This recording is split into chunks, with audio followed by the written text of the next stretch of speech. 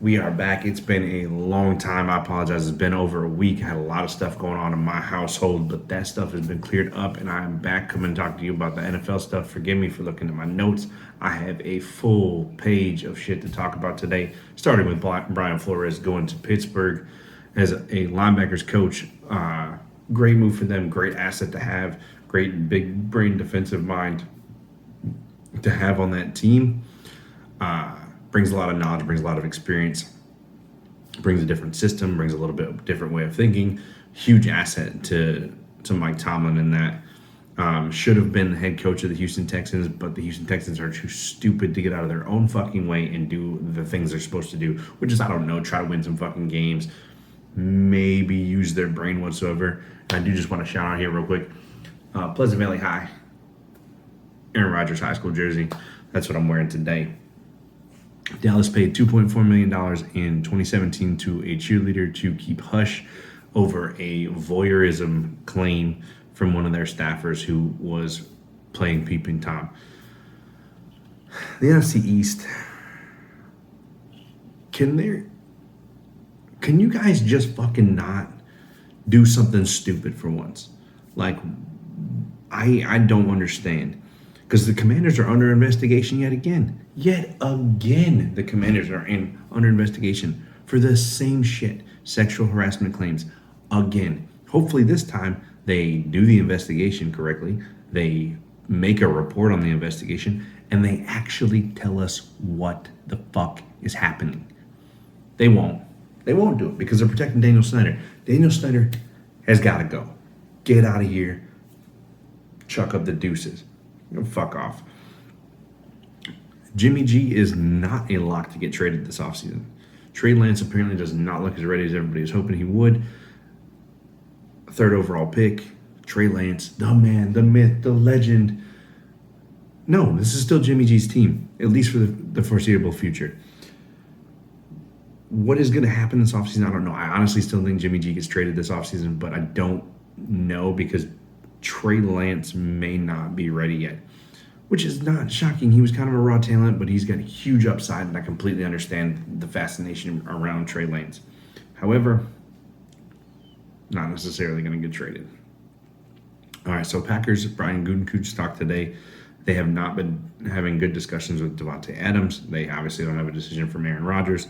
It is a potential scenario in which they do not tag Davante Adams and allow him to test for agency. The entire collective group in Green Bay, Wisconsin, held their heads at that press conference because the idea of letting preemptively the best wide receiver in football test for agency for nothing is idiotic. Tag him, trade him. I don't care.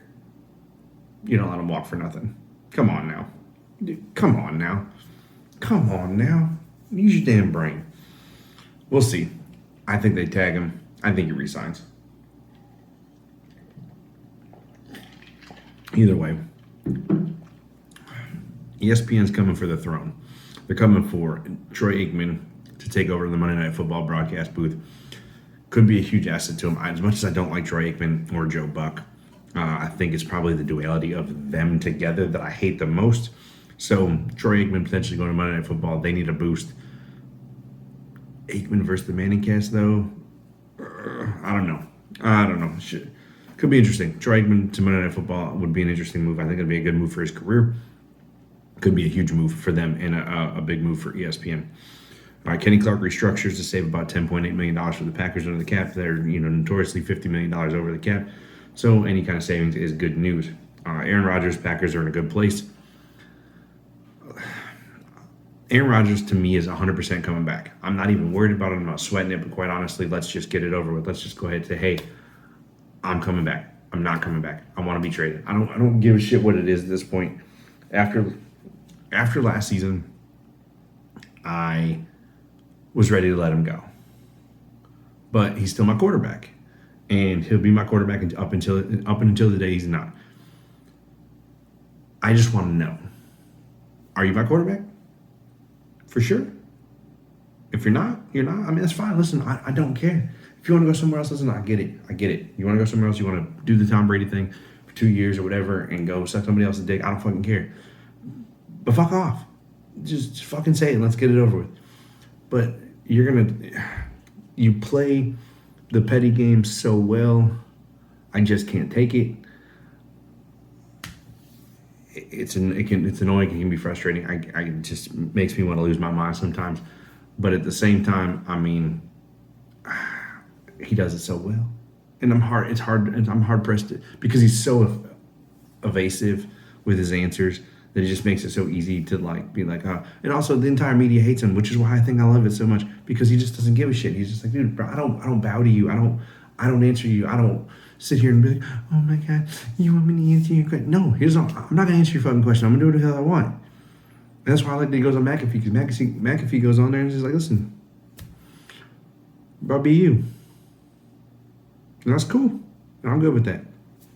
So Aaron Rodgers, Packers, in a good place. Gutekunst said that. Rodgers said that. Let's fucking go. All right, so TB12 is going to produce a movie called 80 for Brady. It's going to be about a Pats fan during the 2017 Super Bowl ring who's trying to go to the Super Bowl. Brady's going to play himself in the movie. Hilarious. I mean, whatever. You're fucking retired, man. Who cares? Bring Giselle. Bring the kids. Go make a movie. Shit, who cares? Make a workout video. That'd be hilarious. So supposedly on that retirement set, Brady and Arians had a little rift. Excuse me. Supposedly, while Arians was out for a little while, Brady and Byron Leftwich would make up their game plans for the week, and then Arians would just bulldoze in there and just fucking change everything. But no, this is all bullshit. I don't like this. We're fucking changing everything. But then there's a report comes out that says Arians didn't like to do the game plan and stuff. So it doesn't really make any sense. I don't really get that. So I don't know how much of this shit is true or not. I really think it's more overblown than anything. But I think there's some truth to it. I just don't think it's all truth. I don't think it was as much as they hated each other like Brady and Belichick did by the end of it. But I think it was a healthy respect at the end of the Patriots. And all right, listen, I'm going to go do my own shit. And with Arians and stuff, it was just kind of like, whatever. So all the reports after the Super Bowl and the Super Bowl parade was, is Aaron Donald going to retire? Aaron Donald says, sign Von Miller, sign OBJ, and I'm fucking coming back too.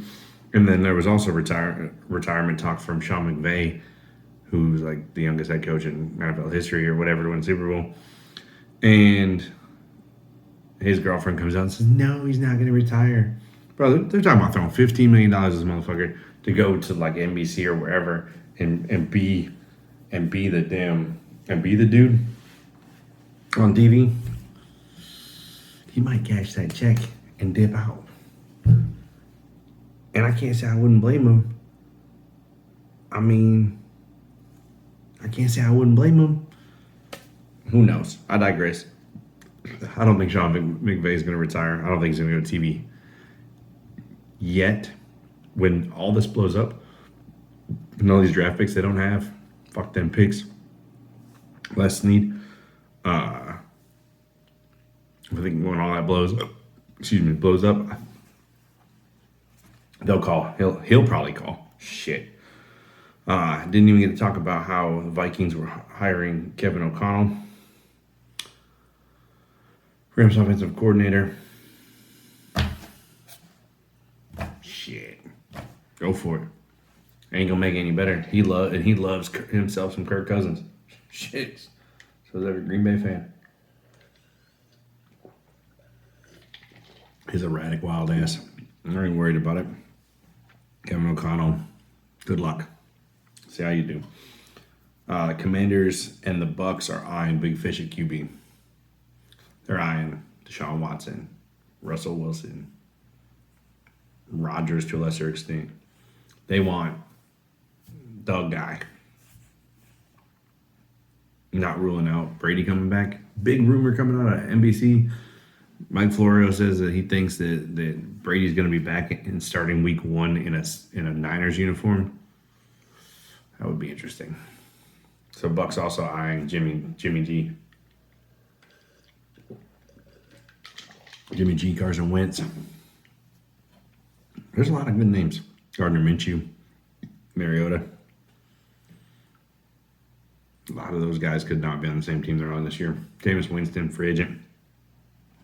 Commanders, Bucks. I am big name fish. Big fish at QB. Lastly, XFL and NFL come to a deal. The XFL is going to allow the NFL to be its training ground for referees, as well as test out new rules. So I'm very interested in how that's going to work. I didn't read too much into it. I said I'm really busy week this week, so I didn't really get all the information I wanted to get for this episode.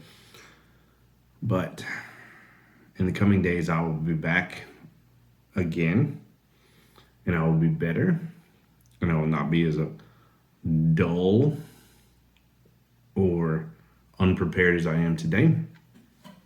But I miss you guys, and I wanted to come back and do an episode. So here I am. On that note, guys, I'm going to get out of here, but I'll be back here in a couple of days. We'll go over some more stuff. We'll start to dive into the offseason stuff. Franchise tag deadline is open. Davante Adams has not been tagged. Will he be tagged? I don't know. But I do want to, there's an article I want to look at. It talks about the top 10 tag candidates. I want to read that and talk about that a little bit. And we'll dive into that in a couple of days. On that note, guys, we'll catch y'all tomorrow.